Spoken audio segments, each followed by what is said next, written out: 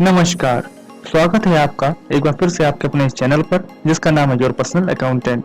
मेरा नाम है अक्षय। जैसा कि आप लोग जानते हैं इस चैनल पर लाते रहते हैं हम लोग लेटेस्ट और वेरी इंपॉर्टेंट इन्फॉर्मेशन सिर्फ आपके लिए। अगर इस चैनल पर नए हैं तो इस चैनल को सब्सक्राइब करना बिल्कुल मत भूलिएगा। जैसा कि आप लोग थंबनेल देखकर समझ गए होंगे कि अब उनको भी रिटर्न फाइल करना कंपलसरी हो गया है जिनकी इनकम नील है या जीरो है, बट उस कंडीशन उन्होंने लगा रखी है इस पे।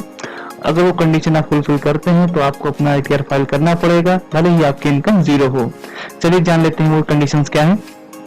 जैसे कि आप स्क्रीन पर देख पा रहे हैं नोट लिखा हुआ है, बहुत इंपॉर्टेंट नोट है, चलिए पढ़ लेते हैं उसको। To be filled only if a person is not required to furnish a return of income under section 139(1) but filing return of income due to fulfilling one or more condition mentioned in 7th proviso to section 139(1)। यहाँ पर ये कह रहा है कि अगर return file करना आपके लिए कंपलसरी नहीं है बट फिर भी आप इन कंडीशन में से कोई एक कंडीशन सेटिस्फाई करते हैं तो आपको ये ऑप्शन सेलेक्ट करना पड़ेगा और बाकी इंफॉर्मेशन आपको देनी होगी। चलिए सेलेक्ट कर लेते हैं। मान के चलते कि आप इनमें से कोई एक इंफॉर्मेशन सेटिस्फाई कर रहे हैं। पहली इंफॉर्मेशन पढ़ लेते हैं क्या लिखी हुई है। Have you deposited amount or aggregate of amount exceeding 1 crore in one or more current account during the previous year? सबसे पहले जान लेते हैं कि प्रीवियस ईयर का क्या मतलब है। प्रीवियस ईयर का मतलब यहाँ पर 1920 से है, मतलब 1 अप्रैल 2019 से लेकर 31 मार्च 2020 तक।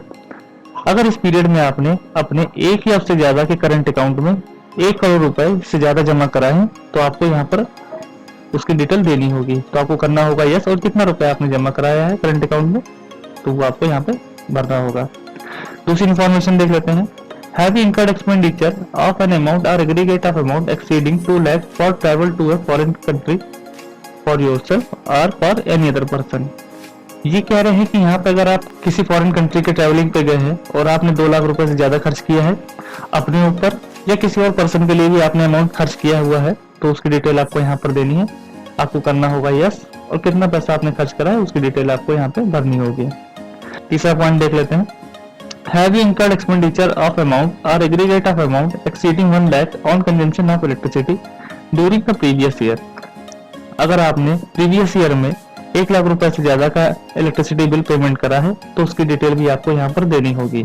आपको करना होगा यस और कितना अमाउंट आपने पे करा है उसकी डिटेल आपको यहाँ पे भरनी होगी। बहुत ही कंपलसरी इन्फॉर्मेशन है ये।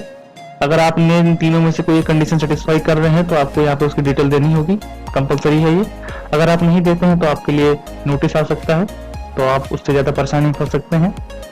अगर आपकी इनकम है जीरो और आप इन तीन में से कोई कंडीशन सेटिस्फाई कर रहे हैं तो आपको ये कंपलसरी है कि आप इन तीनों कंडीशन की डिटेल यहाँ पर भरें और अपना इनकम टैक्स रिटर्न फाइल करें। उम्मीद करते हैं कि वीडियो में बताई गई सारी इन्फॉर्मेशन आपको समझ में आ गई होगी। अगर वीडियो अच्छा लगा तो प्लीज इसे लाइक करें, इंपॉर्टेंट इन्फॉर्मेशन है और लोगों के साथ भी शेयर करिएगा। अगर चैनल पर नए हैं तो चैनल को सब्सक्राइब करना बिल्कुल मत भूलिएगा। Thank you.